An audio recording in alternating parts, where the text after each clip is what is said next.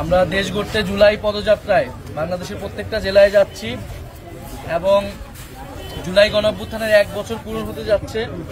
আমরা সেই গণ অভ্যুত্থানকে স্মরণ করে এবং মানুষের যে আকাঙ্ক্ষা ছিল, আমাদের শহীদদের যে আকাঙ্ক্ষা ছিল, যে কারণে তারা শাহাদাত বরণ করেছিলেন, আমাদের ভাইয়েরা পঙ্গু হয়েছিলেন, সেই আকাঙ্ক্ষাটার পুনরুজ্জীবন করতেই আমরা মূলত রাজপথে নেমেছি। আমরা জানি আমাদের গণ অভ্যুত্থানে মাদ্রাসার ছাত্ররা এবং আলম সমাজের ব্যাপক ভূমিকা ছিল। তারা রাজপথে নেমেছিল, নির্যাতিত হয়েছিল, শহীদ হয়েছিল। এবং শুধু এই গণ অভ্যুত্থান নয়, আওয়ামী আমলের আওয়ামী জাহালিয়াতের বিগত 15-16 বছরেই আলেম সমাজ নির্যাতিত হয়েছে। আমরা শাপলা হত্যাকাণ্ড দেখেছি, মোদী বিরোধী আন্দোলনের সময় দেখেছি, মাদ্রাসা স্টুডেন্টের উপর বারবার নির্যাতন নেমে এসেছে, বিভিন্ন মাদ্রাসা বন্ধ করে দেওয়ার চেষ্টা করা হয়েছে, ইসলামের উপর আঘাত নেমে এসেছিল।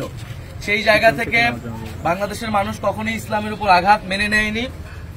বাংলাদেশ একটি মুসলিম প্রধান দেশ এবং আমরা আলেম সমাজ, মাদ্রাসার ছাত্র তাদেরকে নিয়ে কাজ করতে চাই। জাতীয় নাগরিক পার্টি আমরা চাই যে বাংলাদেশ একটি ইনসাফ ভিত্তিক, একটি বৈষম্যহীন বাংলাদেশ হবে, সকল ধর্ম মত সব মিলেমিশে সম্প্রীতির একটি বাংলাদেশ হবে। সেই জায়গায় আপনারা আমাদের জন্য দোয়া করবেন। আমরা আপনাদের জন্য কাজ করতে চাই এবং আমরা যাতে সফল হতে পারি। আমাদের ভাইয়েরা বোনেরা যে কারণে শহীদ হয়েছেন, তাদের শাহাদাত যাতে সফল হয় এবং আল্লাহ যাতে তাদেরকে কবুল করে, আমাদেরকে কবুল করে, সেই দোয়া করবেন।